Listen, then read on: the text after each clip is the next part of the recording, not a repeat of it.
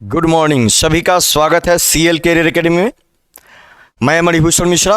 हम पढ़ने वाले हैं आज के करंट अफेयर्स के बारे में, बेहतरीन करंट अफेयर्स जो कि आपके परीक्षा के लिए महत्वपूर्ण है और आपको सुबह 7:30 बजे सीएल कैरियर एकेडमी पर आराम से और बहुत ही बेहतरीन बिल्कुल फ्री में आपको करंट अफेयर्स मिलेंगे। सुबह 7:30 बजे जुड़िए सीएल कैरियर एकेडमी से और इनके करंट अफेयर्स पढ़िए, अपने करंट अफेयर्स खुद बनाइए, मैगजीन बनाकर महीने दिन में तैयार करिए, एक्सप्लेनेशन के साथ मिलेगा।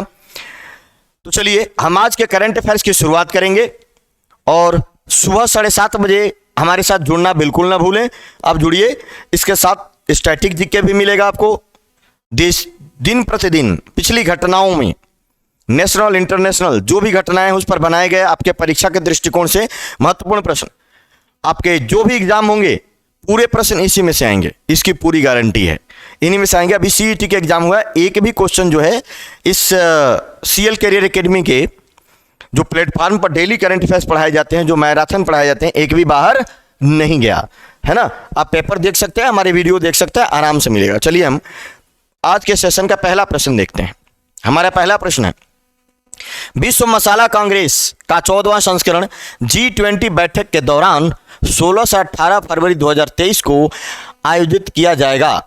कहां पर आयोजित किया जाएगा ये प्रश्न पूछा गया है, ये बताना है आप लोगों को क्या कहां पर आयोजित किया जाएगा।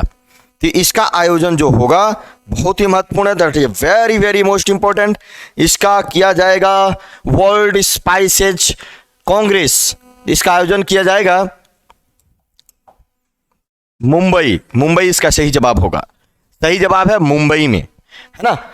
देखो G20 की बैठक जो है भारत में होने वाली है और नई दिल्ली में होने वाली है अगले वर्ष।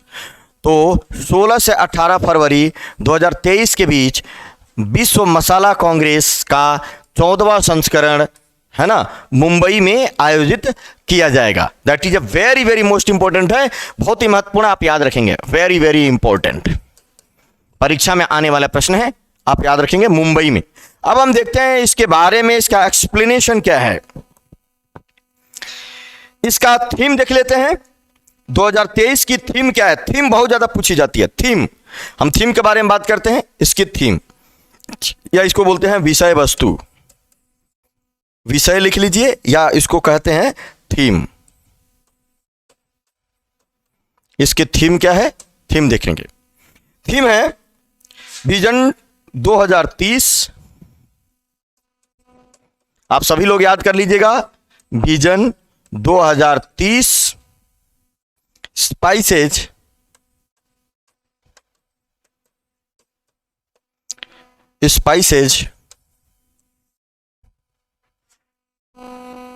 स्थायित्व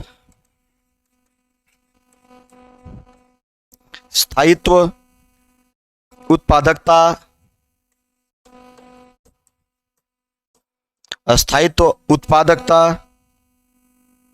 नवोन्मेष,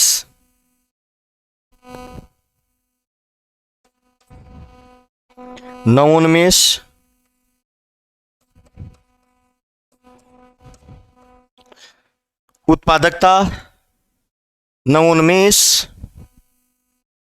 मैं इसको इधर लिख देता हूं, उत्पादकता,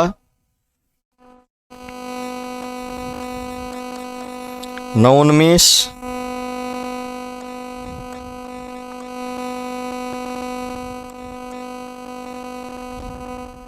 सहयोग उत्कृष्टता,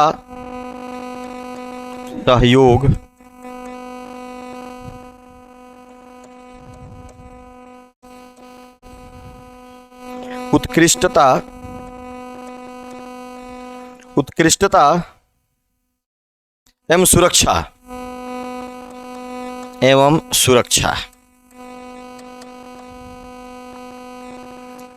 है ना। तो विजन 2030 स्पाइसेज अस्थायित्व, उत्पादकता, नवोन्मेषण, सहयोग, उत्कृष्टता एवं सुरक्षा है ना। तो ये ध्यान रखिएगा, बेहद महत्वपूर्ण प्रश्न है।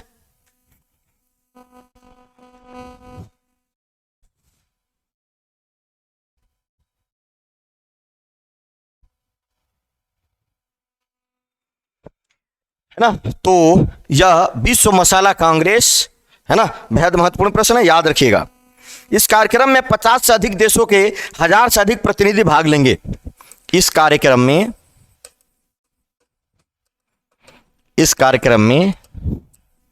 50 से अधिक देशों के 1000 से अधिक 1000 से अधिक प्रतिनिधियों के भाग लेने की संभावना है ना। तो याद रखिएगा, इसमें 50 से अधिक देश। और विश्व मसाला कांग्रेस का आयोजन क्यों किया जा रहा है? मसालों के उत्पादन, प्रसंस्करण, मूल्यवर्धन एवं गुणवत्ता एवं सुरक्षा, व्यापार और आपूर्ति श्रृंखला पर विचार विमर्श के लिए आयोजन किया जाएगा। मसालों के उत्पादन, गुणवत्ता, इनके प्रबंधन वगैरह पर विचार करने के लिए यह किया जाएगा, है ना, याद रखिएगा। यह द्विवर्षीय कार्यक्रम है। कितने वर्षों पर होता है? 2 वर्ष पर होता है। और भारतीय मसाला बोर्ड इसका आयोजन करता है। कौन करता है? मसाला बोर्ड ऑफ इंडिया होता है। और मसाला बोर्ड ऑफ इंडिया आयोजित करता है।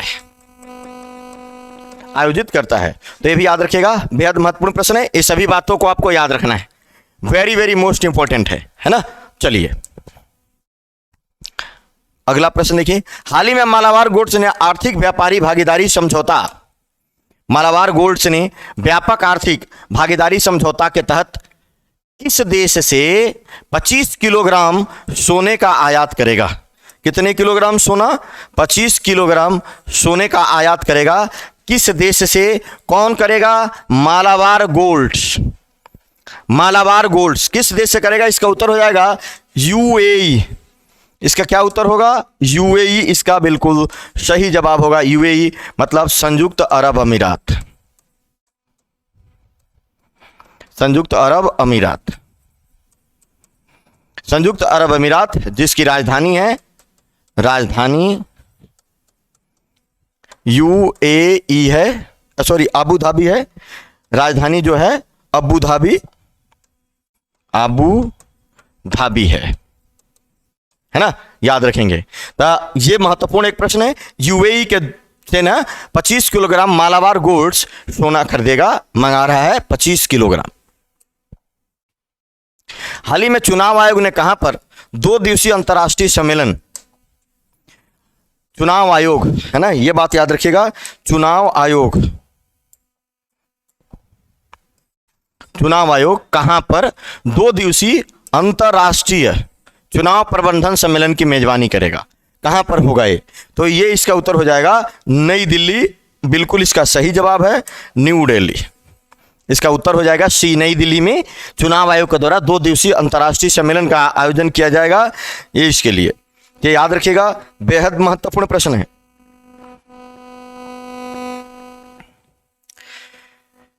भारत निर्वाचन आयोग लोकतंत्र के लिए शिखर सम्मेलन का अनुसरण करते हुए चुनाव अखंडता पर, है ना, चुनाव अखंडता पर 29 अक्टूबर को, है ना, 2 दिवसीय कार्यक्रम 31 अक्टूबर और 1 नवंबर को आयोजित करेगा, है ना, याद रखिएगा।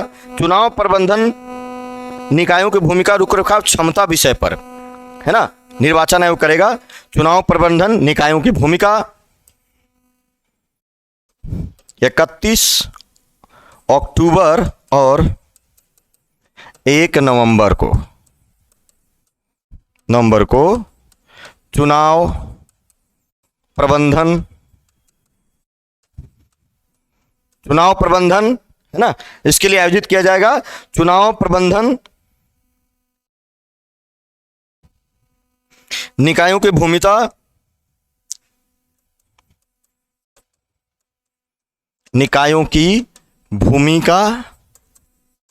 चुनाव प्रबंधन निकायों की भूमिका, रूपरेखा और क्षमता विषय पर, क्षमता विषय पर सम्मेलन की मेजबानी, सम्मेलन की मेजबानी किया है। तो ये इन विषयों पर सम्मेलन की मेजबानी किया है। आप लोग इसको पढ़ लीजिएगा और याद रखिएगा 31 अक्टूबर और 1 नवंबर को यह 2 दिवसीय सम्मेलन आयोजित किया गया। उद्घाटन किया मुख्य चुनाव आयुक्त राजीव कुमार। उसका उद्घाटन किसने किया? उद्घाटन मुख्य चुनाव आयुक्त, मुख्य चुनाव आयुक्त कौन है? राजीव कुमार। मुख्य चुनाव आयुक्त राजीव कुमार ने किया, इसका उद्घाटन किया। मुख्य चुनाव आयुक्त राजीव कुमार ने इसका उद्घाटन किया। याद रखिएगा, एक बड़ा ही महत्वपूर्ण प्रश्न है, बहुत ही महत्वपूर्ण प्रश्न है कि इन्होंने किया।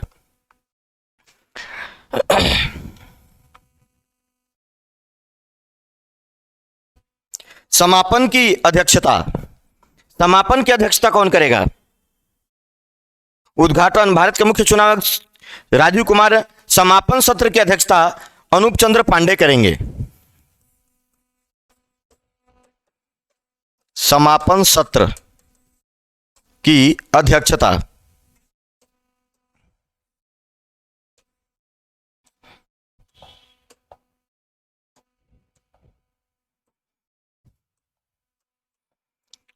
समापन सत्र की अध्यक्षता,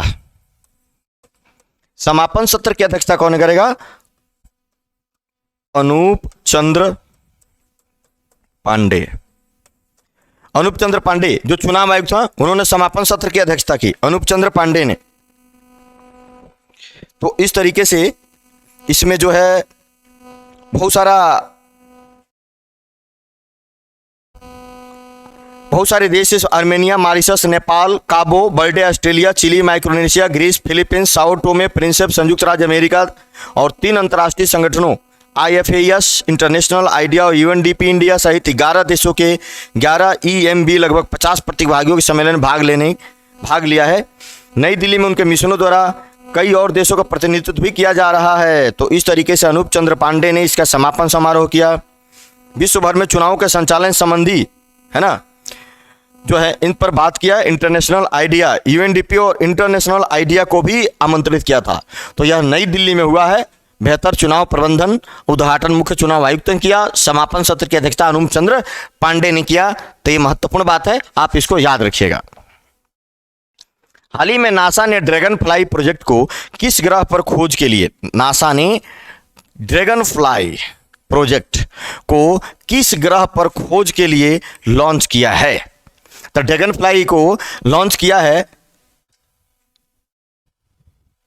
शनि ग्रह हो जाएगा, है ना। शनि ग्रह का उपग्रह जो है टाइटन पर, शनि ग्रह के उपग्रह टाइटन के लिए, शनि ग्रह के उपग्रह टाइटन के लिए नासा का ड्रैगन फ्लाई रोवर क्राफ्ट वर्ष 2034 में शनि के चंद्रमा टाइटन पर सेल के क्रेटर क्षेत्र में पहुंचने वाला है। भारी सौरमंडल में दुनिया की पहली उड़ान मशीन है। शनि के उपग्रह टाइटन पर, शनि के उपग्रह टाइटन पर रोवर उतारा जाएगा, है ना। शनि का जो सबसे बड़ा उपग्रह है वो टाइटन है, उसी पर इसको उतारा जाएगा सेल के क्रेटर क्षेत्र में, है ना। तो यह नासा का भी है, यह बात भी आपको अच्छे से याद रखना है कि किसका प्रोजेक्ट है, नासा का है। नासा का प्रोजेक्ट है ड्रैगन फ्लाई मिशन। उद्देश्य क्या है? तो शनि के चंद्रमा पर सूक्ष्म विदेशी जीवन के संकेतों की खोज करने के साथ ही इस प्रक्रिया में इसके पृथ्वी जैसा गुरुत्वाकर्षण और वायुगतिकी को नेविगेट करना भी है ना। उद्देश्य क्या है? शनि के सूक्ष्म विदेशी जीवन के संकेतों की खोज। उद्देश्य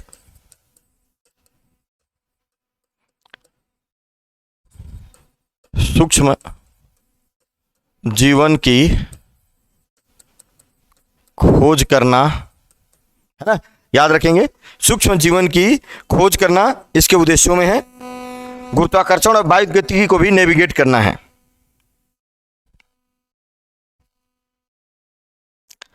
अब इसको जो है 2026 के शुरुआत में भेजा जाएगा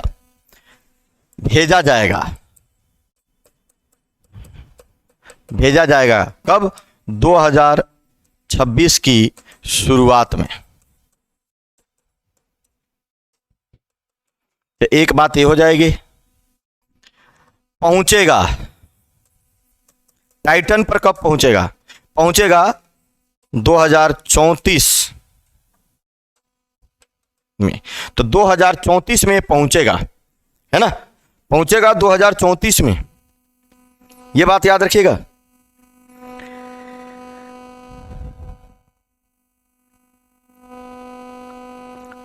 ना, शनि के सबसे ज्यादा उपग्रह हैं, सर्वाधिक उपग्रह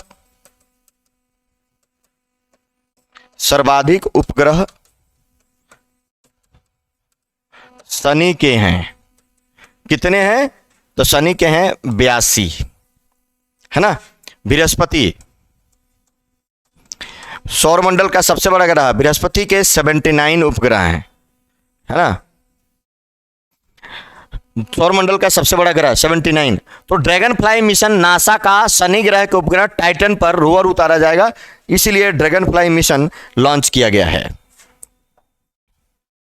हाल ही में किसने 6 राज्यों और 2 केंद्र शासित प्रदेशों में बीआरओ की 75 परियोजनाओं को उद्घाटित किया है ना। 6 राज्यों और यहां पर 2 केंद्र शासित प्रदेशों में बीआरओ बॉर्डर रोड ऑर्गेनाइजेशन की 75 परियोजनाओं का उद्घाटन किया है। किसने किया है? तो इसका सही उत्तर जो होगा वो हो जाएगा हमारे रक्षा मंत्री राजनाथ सिंह ने किया है। ये बिल्कुल सही जवाब है ना। 6 राज्यों और 2 केंद्र शासित प्रदेशों के 75 परियोजनाओं जो बीआरओ चला रहा है उसका उद्घाटन राजनाथ सिंह ने किया। और कहां से किया? लद्दाख से। लद्दाख से उद्घाटन किया है। याद रखिएगा, इसका उद्घाटन कहां हुआ? लद्दाख से।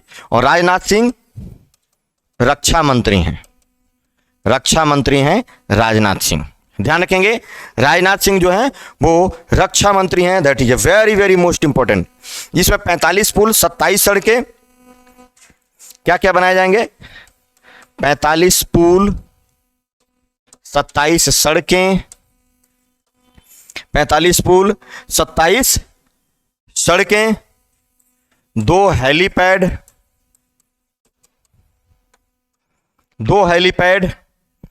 और एक जो है 2 हेलीपैड और एक कार्बन न्यूट्रल हैबिटेट और एक carbon neutral habitat. Carbon neutral habitat जो है बनेगा। तो इस तरीके से इसकी शुरुआत हो गई है है ना। याद रखेंगे आप लोग। 57 कर्मियों को समायोजित किया जाएगा और इस तरीके से यहां पर 75 परियोजनाओं का उद्घाटन कर दिया गया है। 20 परियोजनाएं जम्मू कश्मीर में हैं, लद्दाख में 18, अरुणाचल में 5, उत्तराखंड में 18 लद्दाख और अरुणाचल प्रदेश में, 5 उत्तराखंड में, 14 अन्य सीमावर्ती सिक्किम, हिमाचल, पंजाब, राजस्थान में है ना। तो ये सब याद रखिएगा। तो ये बहुत ही महत्वपूर्ण और इंपॉर्टेंट प्रश्न है, याद रखेंगे आप लोग।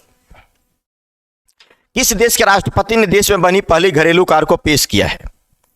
किस देश के राष्ट्रपति ने, है ना, देश में बनी पहली घरेलू कार को पेश किया है? उसने कंपनी का भी उद्घाटन किया। तो हो जाएगा तुर्की। और तुर्की का नया नाम तुर्कीये है। तुर्की का नया नाम क्या है? तुर्कीये। ये बात याद रखिएगा, कभी पूछा जा सकता तुर्की ने अपना नया नाम क्या रखा है? तुर्कीये। तुर्की का नया नाम तुर्कीये है।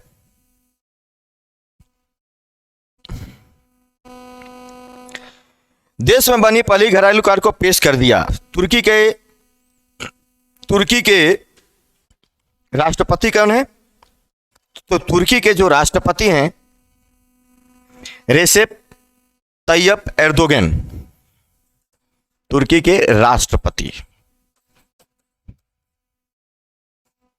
राष्ट्रपति जो हैं रेसेप तैयप एर्दोगन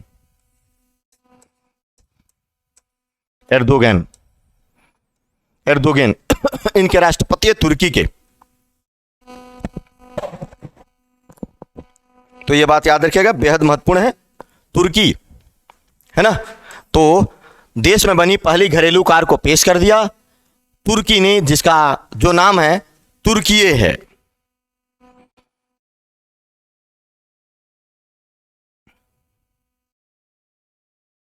चलिए, तुर्की की राजधानी का नाम बताइए आप लोग, क्या है तुर्की की राजधानी का नाम? क्या है तुर्की की राजधानी? है अंकारा। हाल ही में गरुड़ 7 संयुक्त युद्धाभ्यास भारत और किस देश के बीच शुरू हुआ है? तो गरुड़ 7 गरुड़ युद्धाभ्यास एक वायुसेना का अभ्यास है ना, वायुसेना का अभ्यास है। यहां लिख देना वायुसेना का अभ्यास है। तो भारत और किस देश के बीच होता है गरुड़? तो गरुड़ जो होता है भारत और फ्रांस के बीच। इसका बी बिल्कुल सही जवाब है, भारत और फ्रांस के बीच गरुड़ होता है। और गरुड़ जो कि हवा में विष्णु का वाहन है, तो ये एयरफोर्स के हैं, ये याद रखेंगे। भारत और फ्रांस के राफेल विमान, और ये कहाँ हुआ है? ये जोधपुर में हुआ है, इस बार भारत में हुआ, जोधपुर में। तो इसका आयोजन जोधपुर में हुआ, जोधपुर में हुआ है। यह याद रखिएगा, महत्वपूर्ण प्रश्न बनेगा। इसका आयोजन हुआ है जोधपुर में, है ना, गरुड़ युद्धाभ्यास।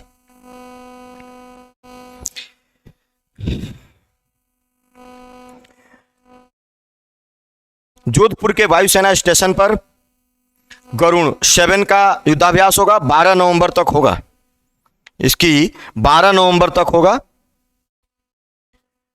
फ्रांस और भारत के राफेल लड़ाकू विमान इसमें भाग ले रहे हैं। भारत और फ्रांस के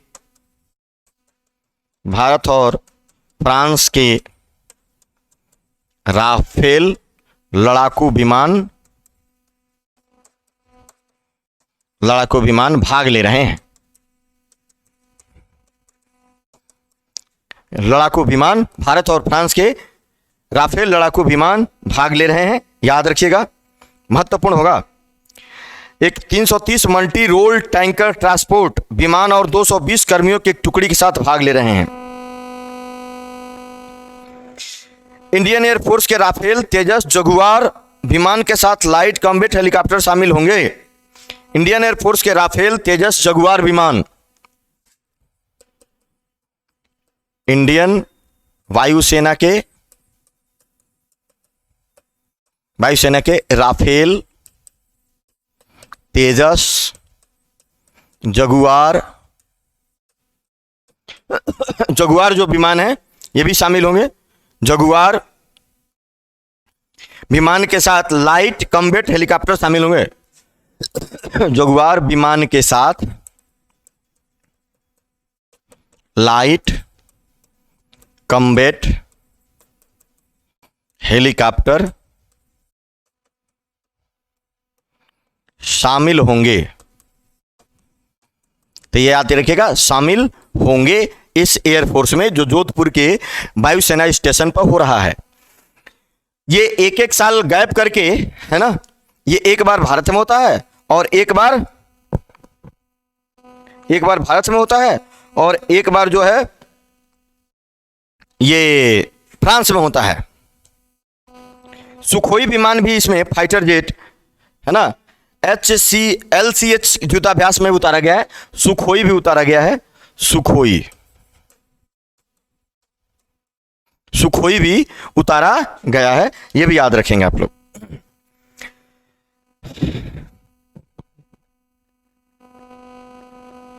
अब देखिए, इसकी शुरुआत 2003 में हुई थी। इस अभ्यास की शुरुआत 2003 में, इसकी शुरुआत 2003 में हुई थी और यह भारत में हुआ था। भारत में हुआ था। तो भारत अब तक 3 बार कर चुका है, चौथा बार है। भारत में इसके पहले 3 बार आयोजित किया, 2003, 6 और 14 में। भारत में कब कब हो गया? पहला भारत में हुआ सबसे पहले 2003 में, 2006 में, 2003 में, 2006 और 2014। 2014 में, अब 2022 में हो गया। तो इस तरीके से यह गरुड़ युद्धाभ्यास भारत और फ्रांस की वायु सेनाओं के बीच होता है, जोधपुर के वायुसेना स्टेशन पर हुआ है। याद रखिएगा, बेहद महत्वपूर्ण प्रश्न है। भारतीय जूनियर हॉकी टीम ने किस टीम को हराकर तीसरी बार सुल्तान जोहोर कप 2022 चैंपियनशिप जीती है? भारतीय जूनियर हॉकी टीम ने किस टीम को हराकर तीसरी बार सुल्तान जोहोर कप 2022 चैंपियनशिप जीती है? तो यह ऑस्ट्रेलिया को हराकर जीता है। भारतीय जूनियर टीम ने ऑस्ट्रेलिया को हराकर सुल्तान जोहोर कप प्रतियोगिता जीत ली। सुल्तान जोहोर कप प्रतियोगिता जीत ली। हॉकी का गेम है ये। सुल्तान जोहोर कप में फाइनल में हराया। तीसरी बार सुल्तान जोहोर कप जीता है भारतीय टीम ने। भारत तीसरी बार यह खिताब जीता है। तीसरी बार यह खिताब जीता है। तो याद रखिएगा, यह खिताब भारत ने तीसरी बार जीता है। बेहद महत्वपूर्ण प्रश्न है।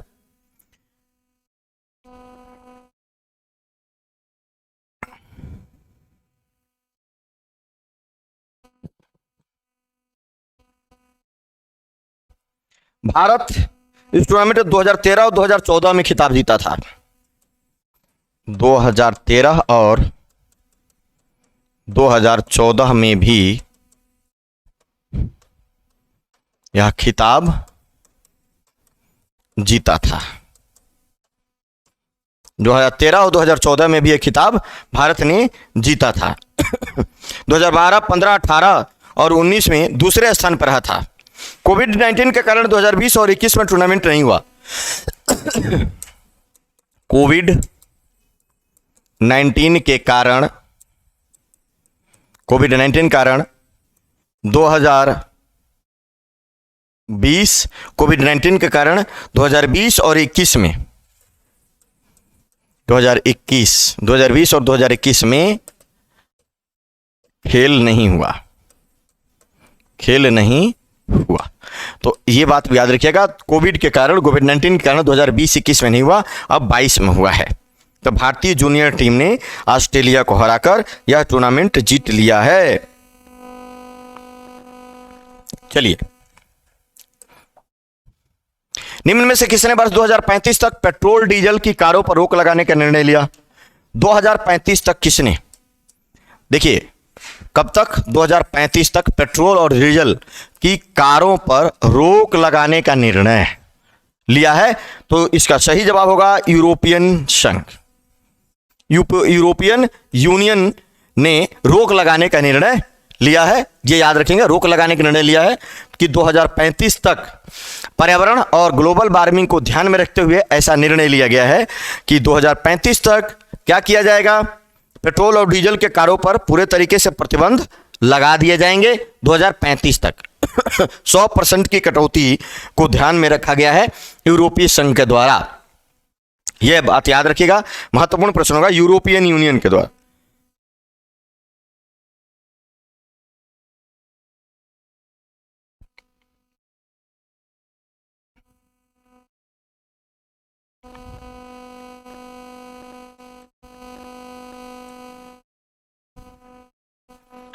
ग्लोबल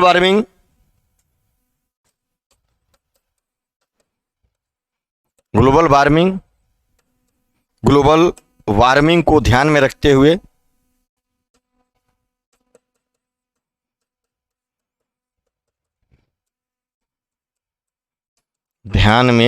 हुए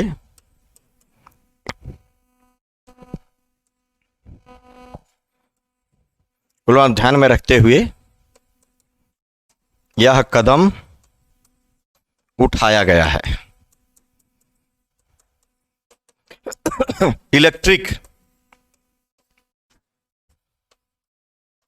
इलेक्ट्रिक गाड़ियों को, कारों को, इलेक्ट्रिक गाड़ियों को बढ़ावा दिया जाएगा, बढ़ावा दिया जाएगा।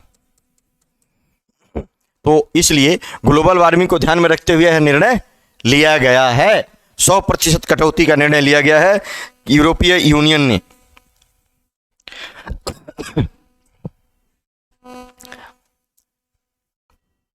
यूरोपियन यूनियन में 27 देश हैं। यूरोपीय संघ में 27 देश हैं। अब इन्होंने अगर 100% कटौती करेंगे, 100% का कटौती करेंगे, तो इस तरीके से निर्णय लिया है कि ग्लोबल वार्मिंग में कार्बन को कम किया जाए, कार्बन उत्सर्जन कम किया जाए, और इस तरीके से क्या हो कि पृथ्वी का वायुमंडल जो गर्म हो रहा है उसको बचाया जाए, किसी भी तरीके से इसको जो है ओवरकम किया जाए। राजस्थान के किस जिले में विश्व की सबसे ऊंची भगवान शिव की प्रतिमा का अनावरण किया गया है ना? कर लिया गया है, किया गया है या किया जाएगा? किया जाएगा। अब देखिए, तो इसका उत्तर हो जाएगा राजसमंद। इसका सही जवाब होगा राजसमंद के नाथद्वारा में, राजसमंद के नाथद्वारा में किया जाएगा।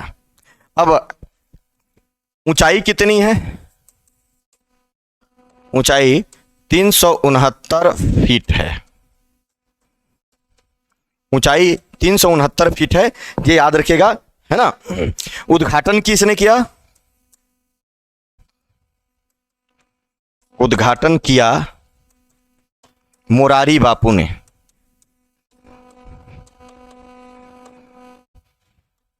उद्घाटन किया मोरारी बापू ने ना। ये राजसमंद कहाँ है? राजस्थान में है, राजस्थान में है। यह जो प्रतिमा है शिव जी की, जो भगवान शिव की प्रतिमा है, 20 किलोमीटर की दूरी से ही दिखाई देगी। 20 किलोमीटर की दूरी से ही दिखाई देगी। राजसमंद जो है राजस्थान में, नाथद्वारा में इसका उद्घाटन किया है। राजसमंद की ऊंचाई 369 फीट है। उद्घाटन मोरारी बापू ने किया। याद रखेंगे, बेहद वेरी वेरी मोस्ट इंपॉर्टेंट है। विश्व की सबसे ऊंची प्रतिमा भगवान शिव के, विश्व की सबसे ऊंची 20 किलोमीटर दूर से ही दिखाई देगी। तो प्रसिद्ध कथावाचक मोरारी बापू ने इसका उद्घाटन किया है।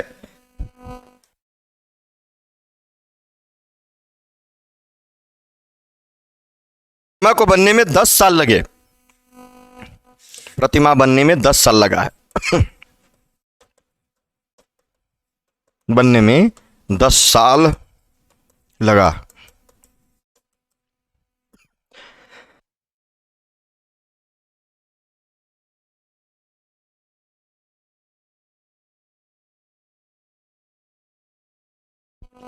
नब्बे इंजीनियरों और 900 कारीगरों ने इसे बनाया है, भी याद रखिएगा।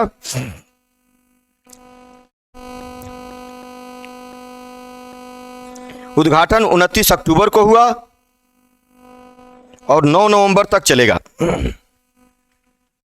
उद्घाटन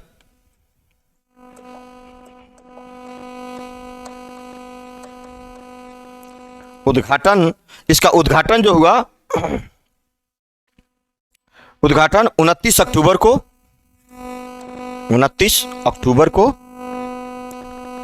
समापन जो होगा 9 नवंबर को होगा।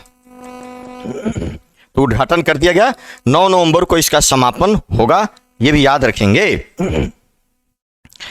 इस प्रतिमा को बनाने में 30,000 टन धातु, पंच धातु का उपयोग किया गया है। 30,000 टन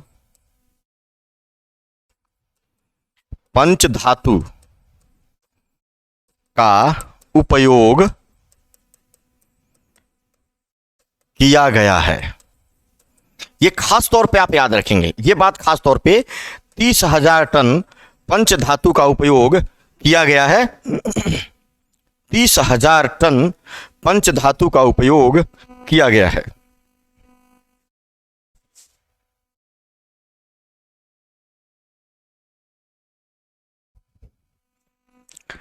तीस 30,000 टन पंच धातु का उपयोग किया गया है।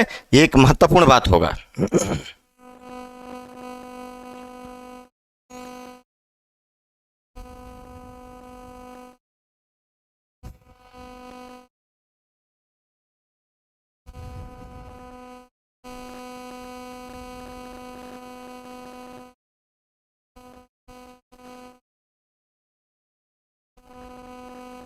इसको नाम दिया गया है स्टैचू ऑफ बिलीफ। इसको नाम दिया गया विश्व स्वरूपम। भगवान शिव की इस प्रतिमा का क्या नाम है? भगवान शिव की इस प्रतिमा का नाम है विश्व स्वरूपम।